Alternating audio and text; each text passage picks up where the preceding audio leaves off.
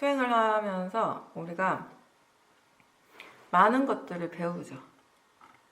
근데 이제 그 중에 뭐가 있냐면 수행을 하면서 우리는 세상과 다투지 않는 법을 배웁니다.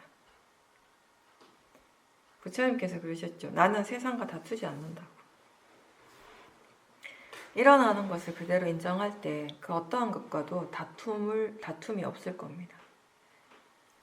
세상과 싸우지 않고 있는 그대로를 인정하는 것이 어떻게 가능한가? 볼 때 보는 그 자체를 알고, 들을 때 들음 그 자체를 알고, 느낄 때 느낌 그 자체를 알 때, 육문에서 일어나는 그 각각의 작용들을 단지 그렇게 알 때 마음은 그 어떠한 것과도 다투지 않습니다.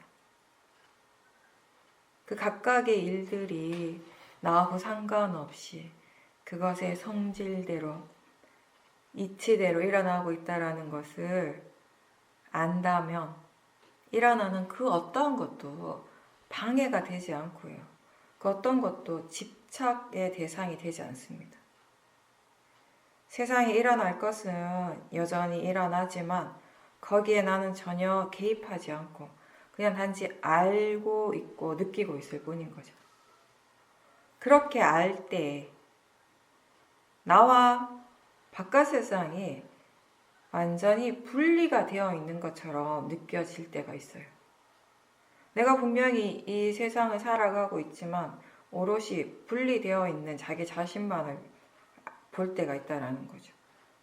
그렇게 느껴질 때가 있는데 이제 수행이 좀 더 깊어지면서 나라고 하는 관념이 더 약해지게 되면 이제 어느 순간 그런 경계의 느낌 또한 사라지게 되는 것이에요.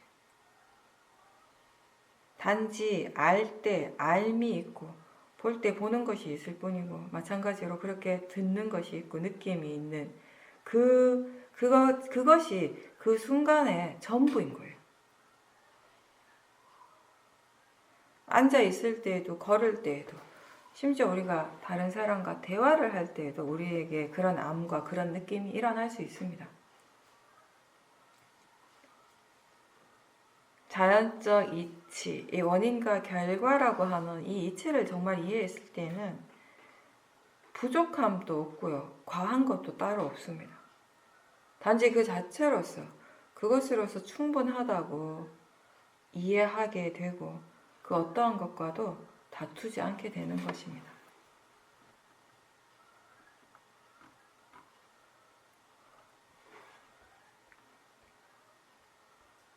채팅 보내신 거 먼저 읽어보겠습니다.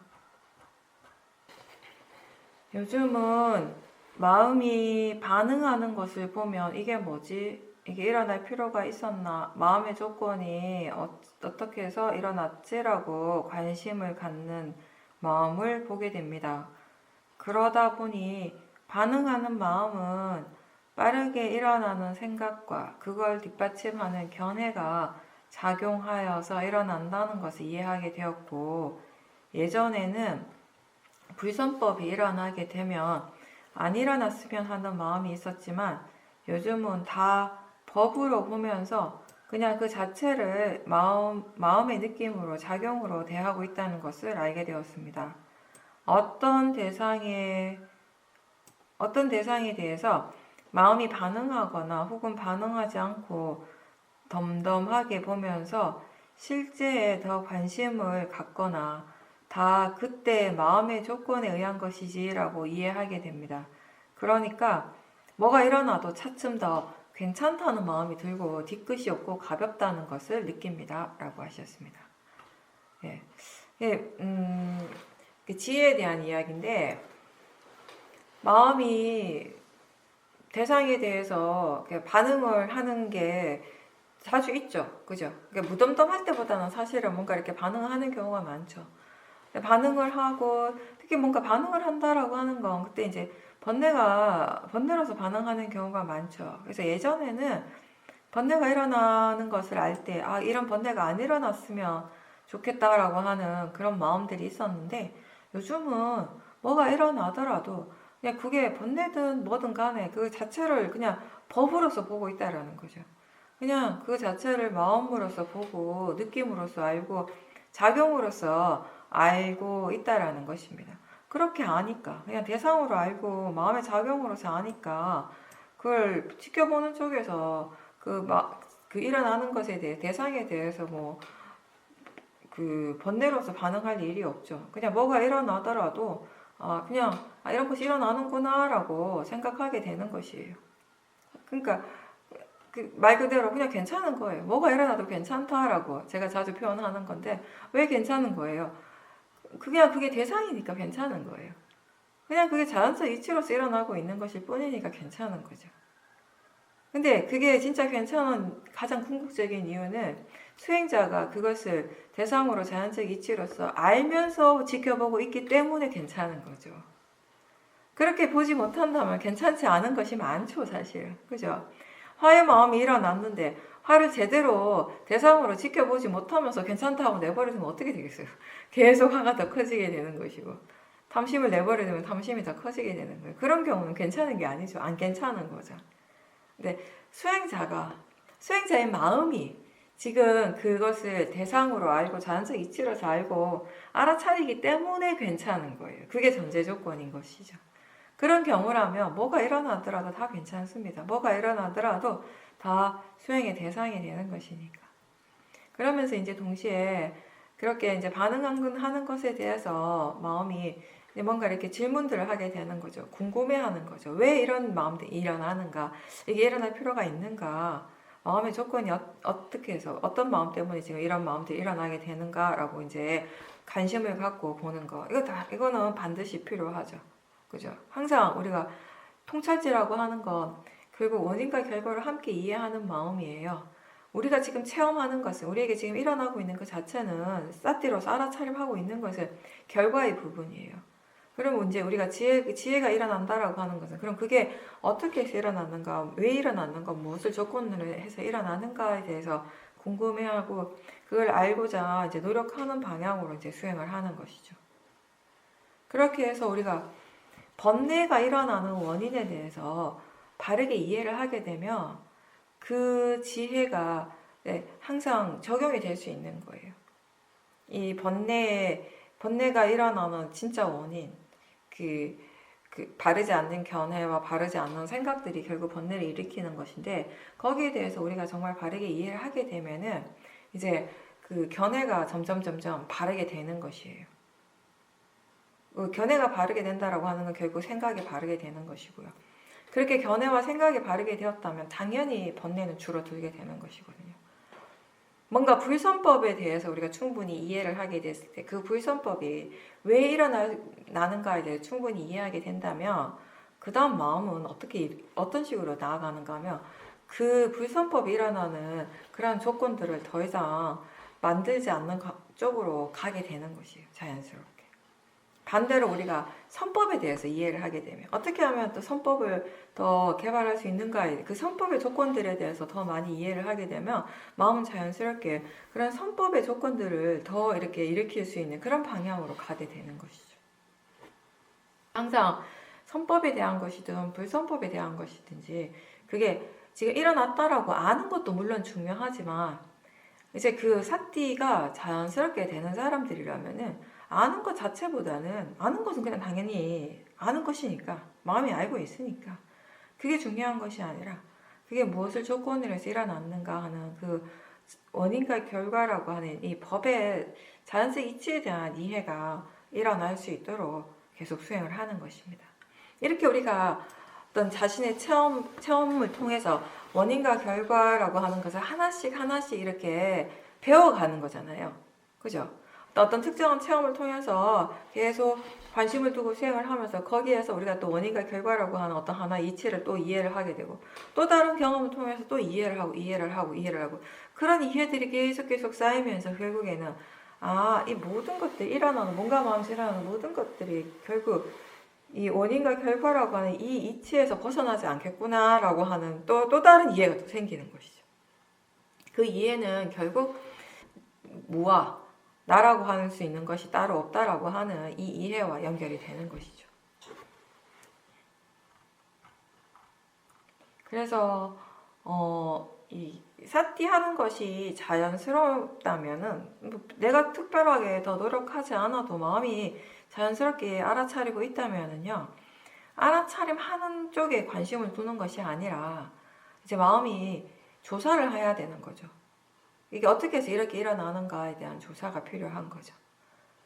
특히나 본인이 마음에서 일어나는 번뇌 예를 들면 번뇌 같은 경우는 사람들마다 각자 자기만의 어떤 패턴 같은 것이 있거든요. 뭐 본인의 어떤 약점 같은 것이 있단 말이죠. 우리가 계속 지켜보다 보면은 그런 것들을 발견을 하게 돼요. 우리가 똑같은 소리를 듣고 똑같은 대상을 봤는데 다른 사람들은 별로 그렇게 뭐 크게 마음이 동요하지 않는데 나는 어떤 특정한 소리에 대해서 어떤 특정한 대상에 대해서 막 마음이 크게 반응을 할 때가 있잖아요. 어떤 장소나 어떤 소리나 어떤 느낌에 대해서는 반드시 탐심이나 진심이 일어나는 그런 대상들이 있다면은 그건 정말 우리가 조사를 해야 되는 그런 대상인 거예요. 수행하지 않는다면 원래 그렇다라고 생각을 하겠지만 제가 항상 그러죠. 원래 그런 건 없어요. 원래부터 그렇진 않아요. 그냥 거기에 대해서 우리가 어떤 식으로든 자꾸 의미를 부여했다라는 것이거든요. 그럼 마음이 거기에 대해서 어떤 의미를 부여하고 있고 어떤 생각들을 하고 있는가에 대해서 바르게 알아야 되는 것이에요.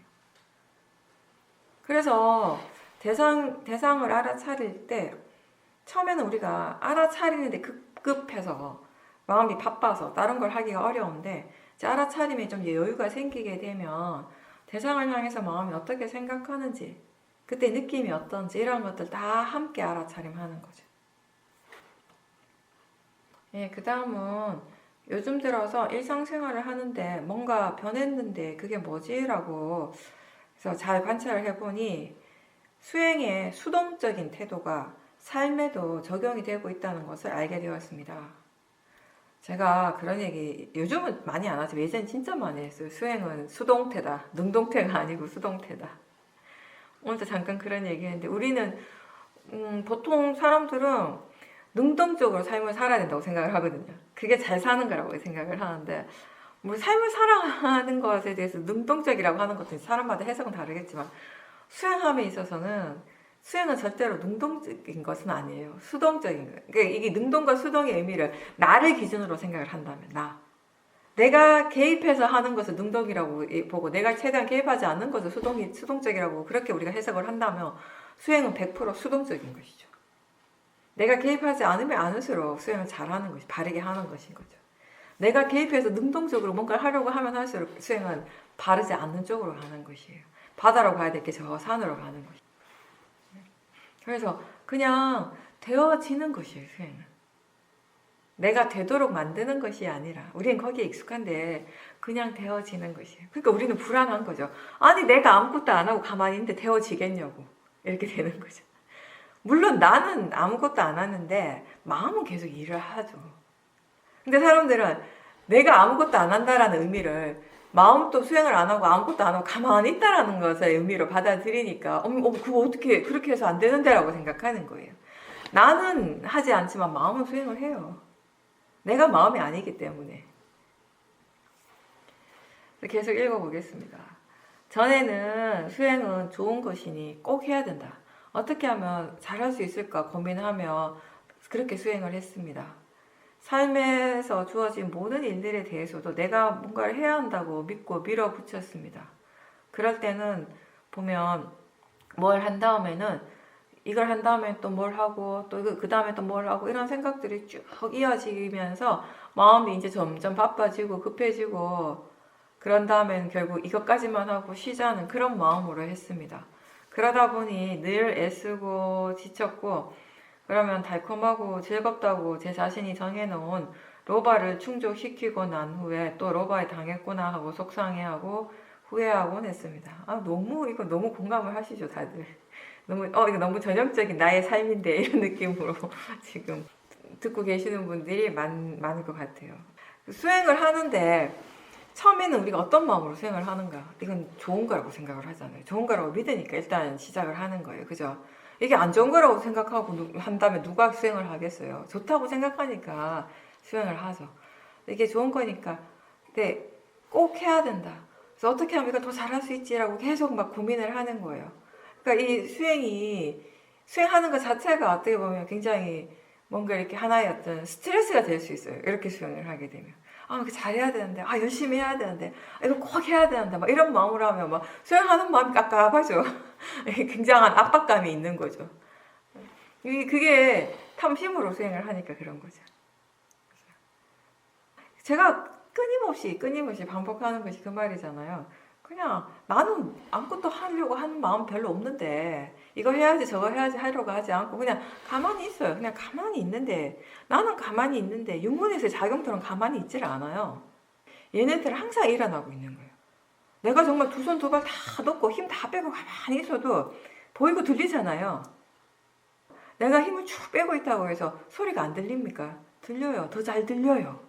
내가 막 뭔가 하려고 막 이러고 있으면 마음이 급하고 마음이 막 생각이 가득 차가지고 잘 안 들려요, 사실은. 근데 아무것도 안 하려고 그냥 가만히 힘 빼고 쫙 있으면 너무 잘 들려요. 내가 들으려고 하지 않으면 오히려 더 잘 들려요. 내가 보려고 막 애쓰지 않으면 그냥 보여져요. 이런 것들이 있었네 하고 그때 생각하는 거예요. 왜 내가 예전에 이거 못 봤지? 왜 못 받겠어요? 탐심의 마음으로, 진실의 마음으로 막 급하게 헐떡거리고 있으니까 안 보이는 거죠. 이 육문에서 일어나고 있는 실제한 작용들은 언제나 일어나고 있어요.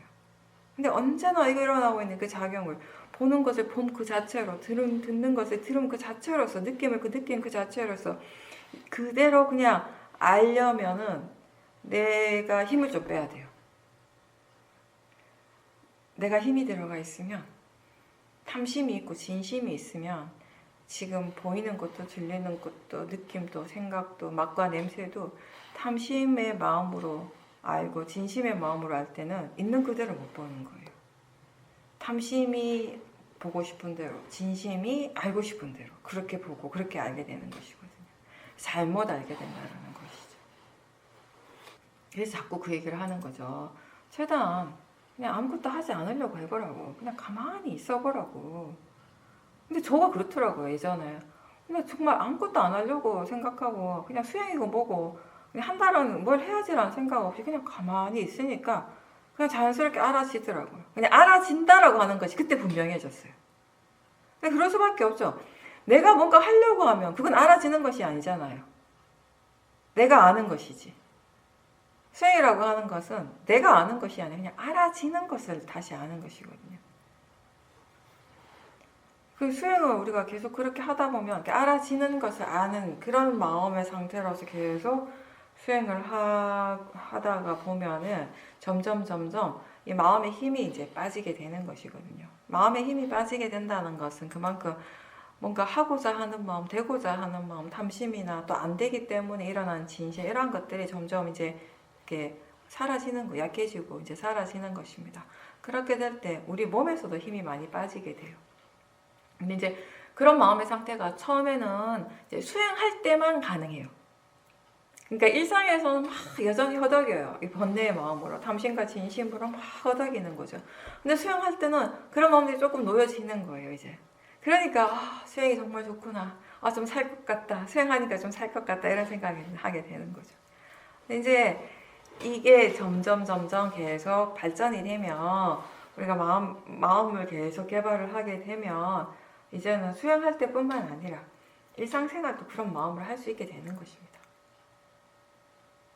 그러니까 내가 해야 할 일들을 할 때 예전처럼 그렇게 막 바쁘고 급한 마음, 뭔가 이렇게 밀어붙이고자 하는 마음으로 하지 않고 좀 뒤로 물러나서 보는 것이에요.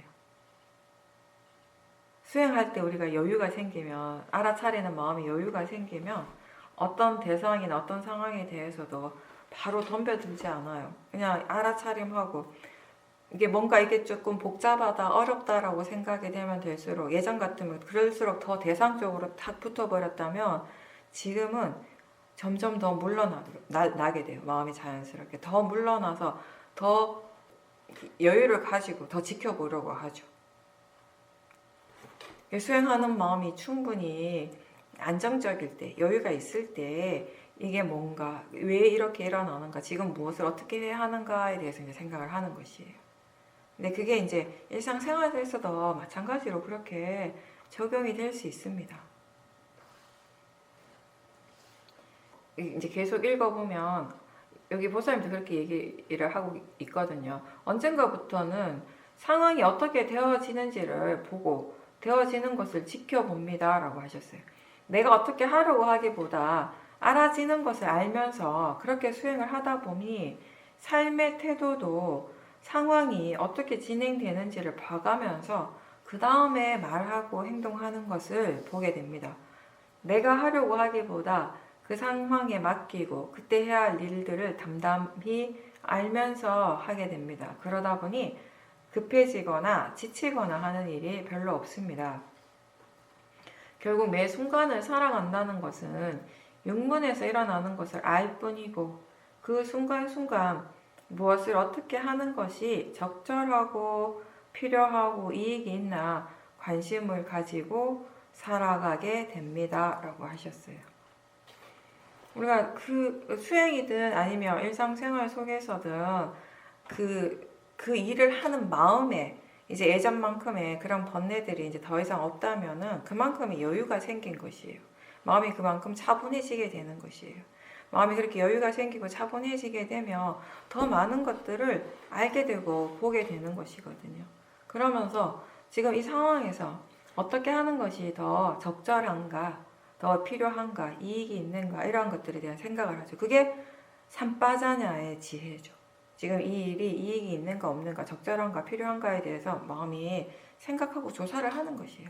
그렇게 조사를 하고 난 다음에 필요한 행동을 하고 필요한 말을 하고 적절한 행동과 적절한 말을 하는 것이에요. 일상생활에서.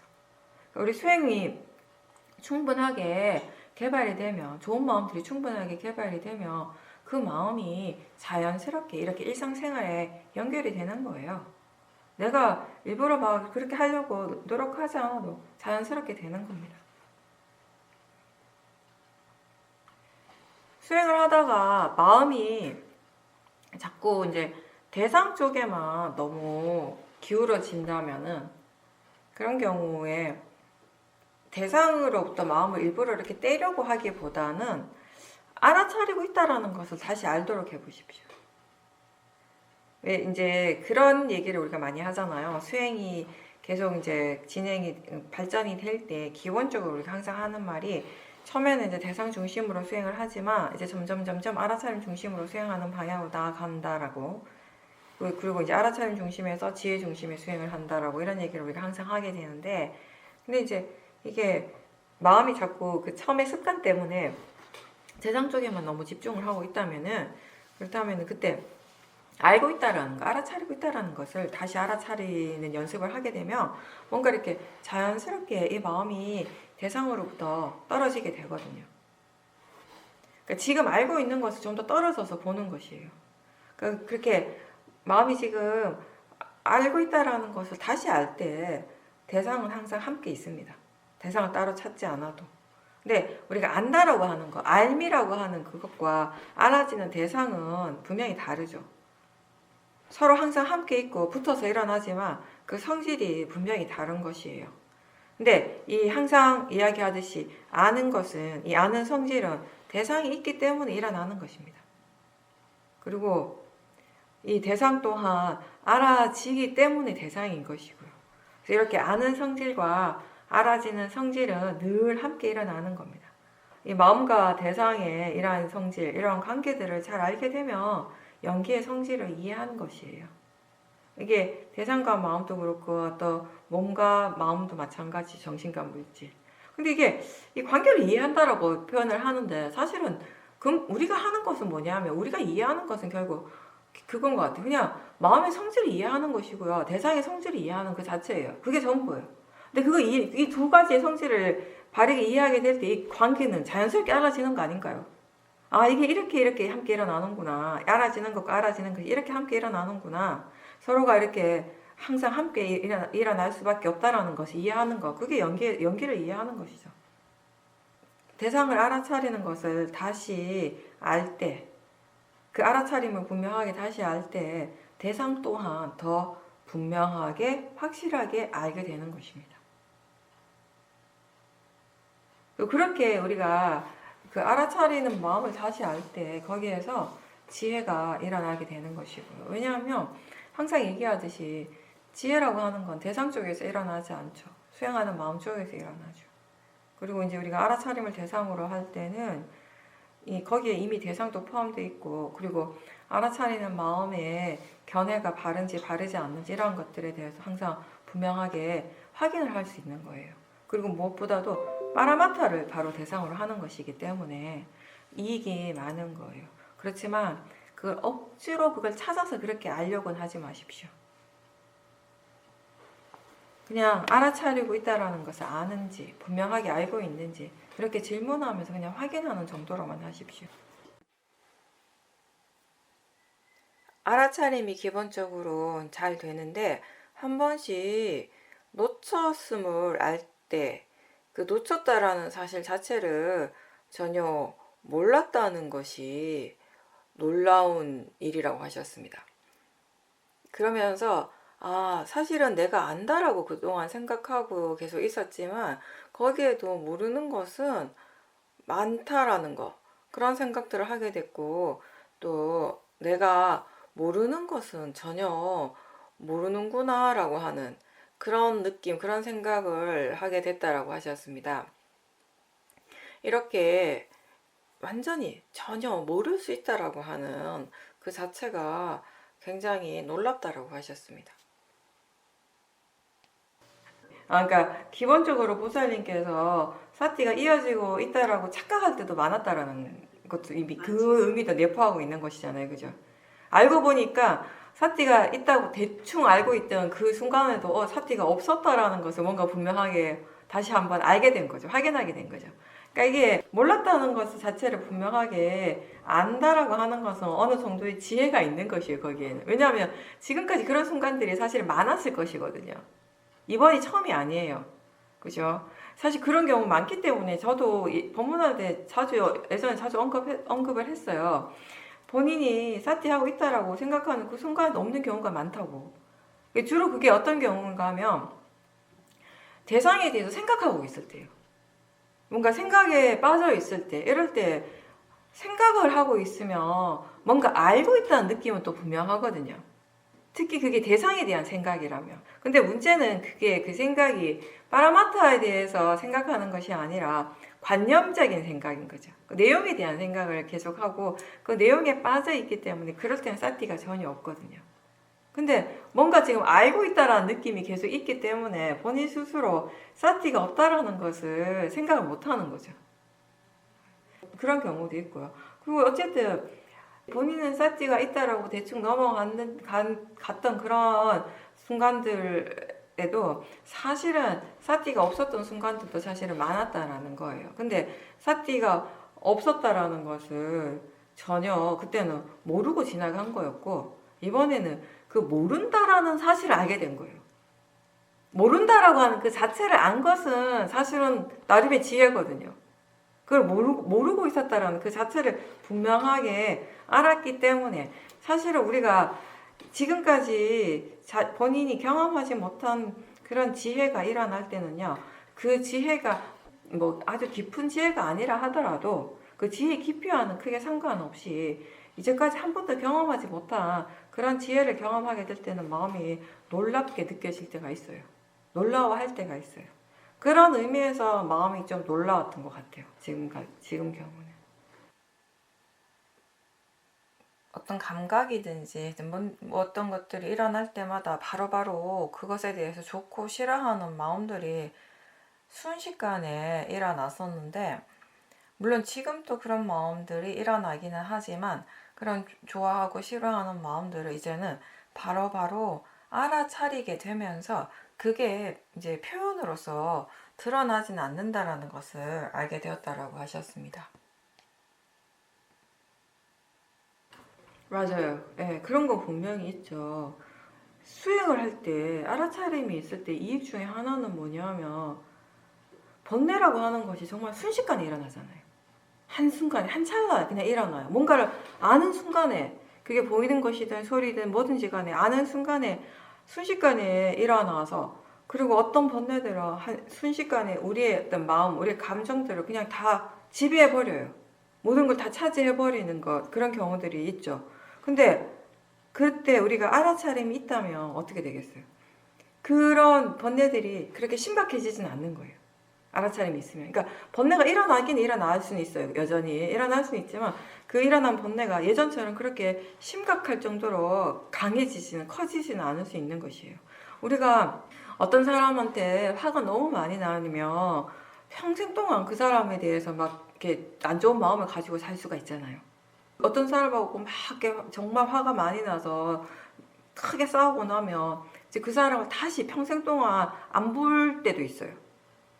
그 사람 평생 안 본다라고 하는 건 평생 동안 그 사람에 대해서 싫어하는 마음, 증오하는 마음을 가지고 살아간다라는 거겠죠. 그죠? 근데 그런 마음들을 우리가 제대로 확인을 하지 못하면, 잘 알지 못하면 그 번뇌를 그냥 내버려 둔 채 살아가는 것이 되거든요. 평생을.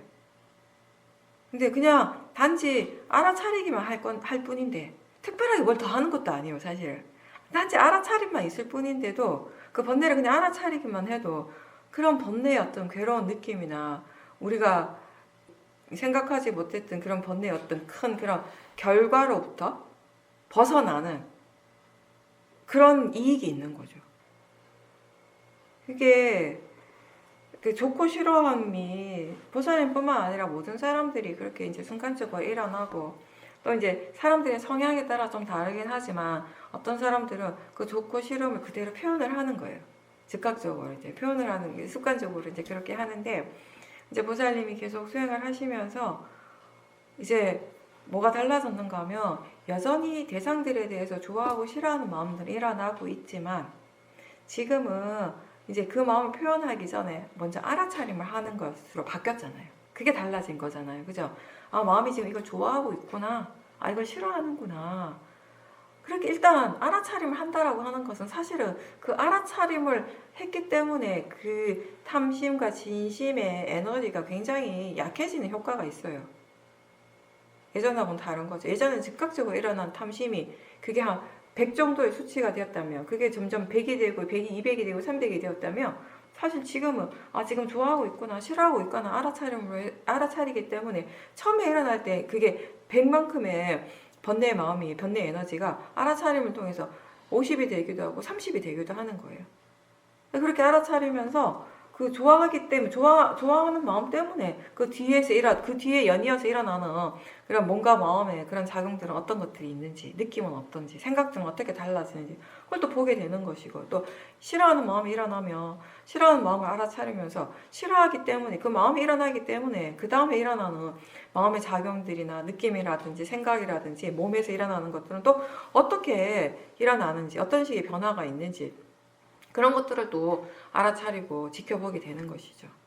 그렇게 해서 계속 그렇게 보면서 이 좋아하는 마음이나 싫어하는 마음에 대해서 예전에는 없었던 그런 이해들이 조금씩 생겨나게 되면 이제는 그 똑같은 대상을 대할 때도 좋아하고 싫어하는 마음이 줄어들게 되는 거죠. 약해지게 되는 것이죠. 어떤 일이 일어났을 때 그게 이제 예전과 똑같은 상황이었는데 그 순간에 이제 본인이 아, 이거 옛날에도 이런 상황이었었는데 라고 이런 생각을 하게 되면, 아, 내가 예전에 이런 상황에서 어떤 식으로 반응을 하고 번뇌가 어떻게 일어났고 그럴 때 감정들이 어떤 식으로 이제 일어났었지라고 하는 그런 것들이 이제 분명하게 알아진다라고 하셨어요. 과거에 이제 그 상황, 지금과 비슷한 상황을 부딪혔을 때 과거에 일어났던 번뇌의 마음이라든지 감정들이 이제 그대로 이제 기억이 나는 거죠. 떠오르는 거죠. 근데 어떤 번뇌들이 일어났는지도 분명하게 알겠는데 그럼에도 불구하고 여전히 똑같이 그렇게 하고 싶어하는, 그런 식으로 계속 반응하고 싶어하는 그 마음을 이번에는 분명하게 보게 되었다라고 하셨습니다. 그러면서 속으로 아, 이건 도대체 뭐지? 라고 하는 생각이 들면서 웃음이 나기도 하지만 또 동시에 놀랍기도 했다라고 하셨습니다. 번뇌를 대상으로 분명하게 보셨던 거죠. 번뇌의 마음은 특징이 뭐냐면 지가 하고 싶은 대로만 하려고 해요. 탐심의 마음도 그렇고 진심의 마음도 그렇고, 탐심의 마음은 무조건 지가 원하는 그 대상을 얻고자 하는 그 결과만을 생각하고, 진심의 마음은 계속 화를 내려고 하는 것이에요. 화를 내야 된다라고 생각을 하는 거죠. 근데 예전에는 화가 날 때 그냥 화만 있었어요. 근데 지금은 화가 날 때 사띠도 있고 어느 정도의 지혜가 함께 있는 거예요. 그러니까 사띠는 사띠의 일을 하고 지혜는 지혜의 일을 했던 거죠. 그러니까 그러면서 또 동시에 번뇌는 번뇌의 일을 했던 거예요. 이 세 가지가 각각이 다 지대로 일을 하고 있고 그걸 전체를 다 알아차림하는 전체적인 또 알아차림이 또 있었던 거예요. 그래서 보살님이 지금 이렇게 자세하게 여러 가지 다양한 마음들에 대해서 생각들에 대해서 설명을 할 수 있는 거예요. 할 수가 있는 거죠. 그죠? 다 지켜봤기 때문에 분명하게 알 수 있었기 때문에 이렇게 말씀하시는 거예요. 번뇌는 번뇌를 하고 있었고 그때 그게 번뇌라는 것을 분명하게 아는 사띠도 있었어요. 그리고 그게 일어나고 난 다음에 나한테 어떤 식으로 영향을 주게 될지 그게 결코 그 결과가 좋지 않다라고 하는 것을 아는 마음도 있었어요. 그건 또 지혜거든요. 그 마음을 그 번뇌를 지금 일으키는 것이 이익이 없다라고 하는 거 이게 필요하지 않다라고 아는 마음은 지혜거든요. 그 지혜가 사띠와 지혜가 어느 정도 계속 작용을 하고 있단 말이에요. 그렇지만 번뇌도 여전히 번뇌 에너지를 가지고 있는 거예요. 이 번뇌는 어떻게 했어요? 이 번뇌를 계속 일으키고 싶어 하겠죠. 너무 일으키고 싶어 하겠죠. 근데 각각 이게 바로 우리가 항상 얘기하는 그거예요. 각각의 마음이 각각의 이치대로 일어나서 지대로의 그냥 그 성질대로 작용을 한다. 그걸 그대로 보여주는 거예요. 그 어디에도 나는 없어요. 마음이 있는 것이지. 번뇌의 마음이 있고 사띠가 있고 지혜의 마음이 있고 근데 거기에서 사띠와 지혜의 힘이 좋다면은 그 번뇌가 결코 일어날 수가 없는 것이에요. 발현이 될 수가 없는 것이에요. 번뇌가 일어나고는 싶어 하지만 말이나 행동으로 표현될 수가 없는 것이에요. 근데 만약에 그때 사띠와 지혜의 힘이 약하다면 어떻게 되겠어요? 번뇌가 일어나게 되겠죠. 이게 표출이 되겠죠. 번뇌의 에너지가 겉으로. 네, 그런 차이가 있는 거죠. 항상 자기 자신의 지혜를 과신하지 마셔야 돼요. 지혜가 일어나는 순간에는 그게 너무 대단한 것 같고 정말 내가 많이 아는 것 같지만 사실은 번뇌가 더 대단한 때가 많거든요. 그걸 우리가 간과해서는 안 된다는 것이에요. 그러니까 알아차리는 마음은 굉장히 우리가 조심스러워야 돼요. 너무 지혜가 계속 일어났다고 해서 그 지혜에 대해 너무 자만하지 말고 근데 지금 굉장히 잘하신 거예요. 그 번뇌도 번뇌대로 알아차림했고 그리고 지혜는 또 지혜대로 일을 하고 있고 그 모두를 다 지켜보는 마음이 있었다라고 하는 건 사실은 수행하는 마음의 힘은 굉장히 좋은 상태였어요. 근데 아무리 그 힘이 좋아도 문제는 번뇌의 힘이 더 좋을 가능성은 항상 있다라는 거죠. 그거 우리가 잊어버려서는 안 된다라는 거죠. 번뇌를 그렇게 분명하게 알아차리게 되고 지켜보면서 번뇌의 힘이 정말 강하다라는 것 또한 다시 알게 되었다고 하셨고요. 동시에 번뇌는 그냥 이렇게 번뇌 일을 하고 있는 것일 뿐인데 그동안 내가 너무 스스로를 자책을 했구나라고 하는 생각도 하게 됐다고 하셨습니다. 번뇌를 나라고 생각해 왔음을 이제 분명하게 알게 되니까 그때 마음이 굉장히 편안해지고 참 좋다라고 그렇게 느껴졌다라고 하셨습니다. 그거는 지혜의 마음이 있었기 때문에 그게 마음이 좋다라고 이제 느끼게 된 거죠. 그죠? 번뇌는 번뇌 일을 했을 뿐이고 그게 내가 아닌데라고 그렇게 생각하는 것 자체가 자연적 이치에 대한 더 많은 이해가 생긴 거잖아요. 우리가 번뇌가 일어나고 난 다음에 번뇌가 사라지고 난 다음에 다시 마음이 복잡해지는 경우가 많은데 그건 왜 복잡해지는가 하면 내가 잘못했다라고 하는 그런 생각들 때문이거든요. 그죠? 근데 그건 결국 뭐냐면 그 번뇌를 나하고 동일시하는 거잖아요. 근데 번뇌도 마음이고 번뇌도 자연적 이치로서 일어나는 마음이라고 하는 거 우리가 끊임없이 얘기하고 있어요. 정말 많이 들었어요. 많이 들었지만 듣는 건 듣는 거고 그걸 마음이 아직까지 이해하지 못하게 되면 아무리 많이 들어도 그런 순간들이 오면 마음은 또 자책을 하게 되거든요. 내가 또 실수했구나. 내가 또 그랬구나. 라고 생각을 하는 거예요. 무조건 거긴 나가 있어요. 내가 그랬다라고 하는 생각이 있어요. 근데 지금 마음이 바르게 이해한 거죠. 그게 내가 아니라 마음이구나. 마음이 그렇게 했구나.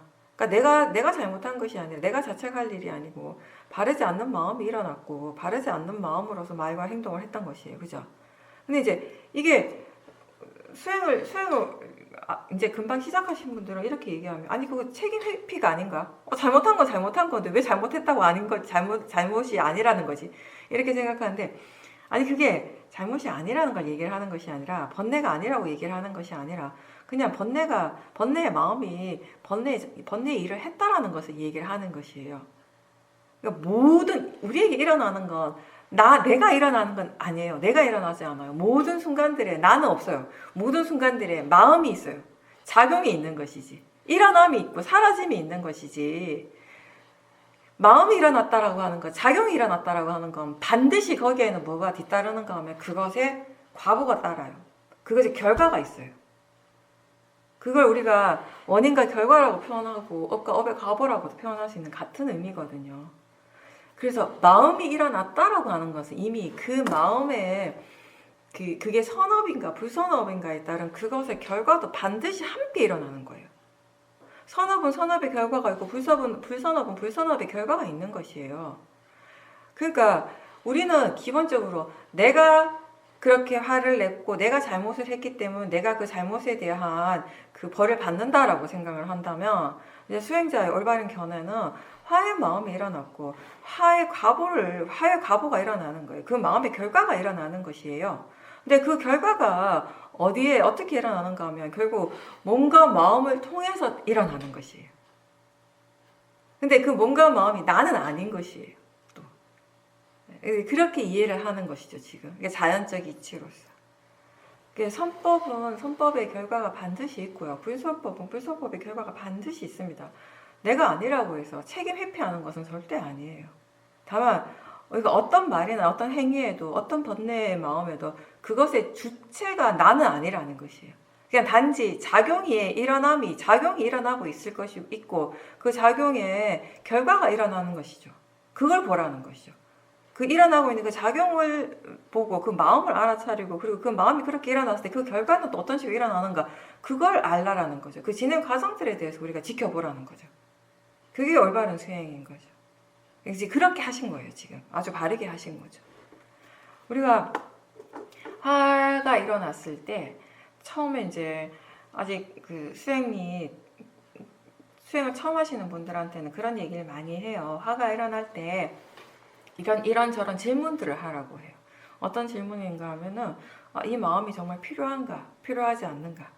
이게 이익이 있는가 없는가? 이게 왜 일어나는가? 그런 질문들을 하게 해요. 그리고 또 한 가지 어떤 질문들을 하는 게 도움이 되냐면 이 화를 낸 다음에 마음의 상태가 어떤가? 우리가 지금까지 화를 무지 많이 냈잖아요. 그죠? 작은 화도 냈지만 엄청 큰 화도 많이 냈어요. 사람들이 나를 좋은 사람이라고 보일 수도 있지만 사실은 나는 내가 좋은 사람이 아니라는 거 언제 아는가 하면 화가 무지 많이 날 때, 엄청 많이 날 때 그때 좋은 사람 아무도 없거든요. 화가 엄청 날 때 나 좋은 사람이라고 생각할 수 있는 사람 아무도 없어요. 그게 화예요. 그게 화의 마음이에요. 근데 그렇게 화를 막 엄청 많이 내고 나면 크게 강하게 막 있는 대로 화가 지가 막 뿜어대고 싶은 대로 다 이렇게 이 에너지를 다 뿜고 난 다음에 이제 지쳐요. 이제 몸과 마음이 다 지치고 그런 다음에 또 어떤 후폭풍이 일어나는가 하면 내가 또 화를 냈구나. 그 화의 마음을 내가 또 일으켰구나 하는 그런 엄청난 후회가 또 밀려오는 거예요. 자책감이 밀려오고. 그리고 엄청 피곤해요. 일단 육체적으로도. 그죠? 탐심을 굉장히 많이 일으켜하고 내가 꼭 해야 돼. 이거 꼭 이렇게 내가 원하는 대로 이렇게 해야 돼 할 때도 엄청나게 많은 힘을 쓰는데 제가 볼 때는 화를 많이 낼 때 힘이 더 육체적인 힘, 물리적인 힘은 더 많이 쓰는 것 같아요. 엄청나게 힘을 많이 써가지고 어떨 때는 하루 종일 지쳐있죠. 그 다음날도 지칠 때가 있죠. 아무것도 안 했는데 화만 냈는데 아무것도 안 했어요. 그냥 단지 화만 냈을 뿐인데 마음이 화만 냈을 뿐인데 내가 너무 지치는 거예요. 몸이 막 아프죠. 막. 그죠? 너무 화를 많이 세게 강하게 내고 나면 몸이 막 아픈 것 같아요. 그게. 그러니까 그런 정도로 그런 후폭풍들이 몰려와요. 이게 그냥 지 마음대로 막 일어나는 것이 아니라 화가 일어났기 때문에 이 화라는 것을 조건으로 해서 그 다음에 일어나는 것들이거든요. 몸과 마음을 통해서 일어나는 여러 가지 그런 과보적인 것이 결과적인 것들이 이렇게 드러나는 것이에요. 그런 것들 우리가 많이 경험을 했어요. 그죠? 그러니까 화가 날 때도 힘들지만 화를 낸 것에 대해서 스스로 자책하고 후회하는 것도 굉장히 힘들어요. 화는 그때 확 일어난 화는 단 한 번이었는데 그 자책감 그리고 후회감은 몇 번 일어날지 몰라요. 한 번만 일어날 수도 있고 5번이 일어날 수도 있고 10번이 일어날 수 있고 몇 년에 걸쳐서 또 일어나고 또 일어날 수 있는 거예요. 우리 그런 것들을 충분히 경험을 했죠. 그걸 기억해 보라는 거죠. 이렇게 화를 내고 나면 그 다음에 일어나는 뭔가 마음에 일어나는 것들이 정말 나한테 어떤 영향을 주는지, 그게 정말 나한테 도움이 되는 건지, 이익이 되는 건지, 화가 이게 정말 이 마음이 정말 필요한 마음인지, 이게 왜 일어나는 건지, 이런 것들에 대해서 우리가 질문을 해보라고, 생각을 해보라고 얘기를 해요. 그리고 이런 질문들을 할 때 우리가 바로바로 그것에 올바른 답을 바로 구할 수는 없을 거예요. 왜냐하면 아직 수행하는 것 자체가 능숙하지 않은 수행자들이기 때문에 그렇게 질문을 한다고 해서 마음이 거기에 적절한 답들을 바로 생각을 못 하거든요. 근데 질문하는 것만으로도 충분해요. 질문하는 것 자체가 많은 역할을 하는 건데 어떤 좋은 점이 있는가 하면 그렇게 질문을 함으로 해서 마음이 화가 나게 하는 그 내용들에 대해서는 생각을 안 하게 되는 거예요. 화가 날 때 우리가 제일 조심해야 되는 건 뭐냐면 화가 왜 났는가에 대한 그 내용에 대해서 끊임없이 생각을 한다는 거예요, 마음이. 그죠? 보살님이 어떤 사람하고 대화하다가 화가 확 났어요. 그러면 계속 그 대화의 내용들을 생각하지 않던가요, 마음이? 화의 마음이 계속 그런 게 있어요. 계속 되풀이해요. 근데 그거 되풀이 해봤자 화만 계속 나거든요. 근데 계속 그걸 해요. 그게 화예요. 그게 번뇌예요. 나를 힘들게 하고, 나를 지치게 하고, 나를 정말 너무 괴롭게 하는 것임을 알매도 불구하고 계속 하는 거예요. 번뇌의 마음은 그거를. 지혜의 마음은 바로 그 자리에서 그걸 멈추겠죠. 근데 그런 지혜가 아직 없기 때문에 우리가 질문을 하는 거죠. 이 화가 지금 필요한가? 이게 적절한가? 이게 이익이 있는가? 이게 왜 일어나는 것이지? 이 화가 일어난 다음에 뭔가 마음에 어떤 일들이 일어나는가? 이런 것들에 대해서 생각을 하고 있으면 그 생각을 하느라고 화가 나는 내용들에 대해서 확실히 생각을 덜 하게 되거든요. 그거 자체가 사실은 굉장히 도움이 많이 돼요. 화의 에너지를 이렇게 누그러뜨리는데. 화가 일어날 때 그 화를 어떤 식으로 다루어야 하는지를 잘 모르는 분들은 우선 이런 질문들을 먼저 하면서 화의 마음을 지켜보려고 노력하시면 됩니다. 근데 화의 마음을 바로 보는 것이 쉽지 않을 때는 그때 몸의 어떤 그런 감각들, 마음의 느낌들을 지켜보려고 하십시오. 꼭 화를 봐야 되는 것이 아니라 화와 함께 일어나고 있는 그런 강력한 그런 느낌들을 대상으로 볼 수 있다면 그 느낌을 계속 대상으로 보면서 일단 알아차림, 그 사띠를 계속 일으키도록 노력하는 것이 우선이에요. 그렇게 번뇌에 대해서는 그렇게 처음에 수행을 시작하시면 됩니다. 네, 보살님께서는 수행을 바르게 하셨고요. 그렇게 이제 지금 수행하는 마음에 지혜가 함께 있으니까 이런 또 이전과는 다른 또 새로운 이해들이 또 생겨나는 것이죠. 그러니까 우리가 수행자가 번뇌를 두려워하거나 번뇌를 막 회피할 필요는 전혀 없는 거예요. 이렇게 우리가 직접 보는 것처럼 번뇌를 통해서 정말 많은 것들을 이해하게 되는 것이 또 수행이거든요. 그 번뇌를 올바른 견해로 그냥 대상으로 알고 자연적 이치로서 인정하면서 그렇게 지켜보게 된다면은 아무런 문제가 없는 거죠. 그럼 오늘 여기까지 하고 마치겠습니다. 수고하셨습니다.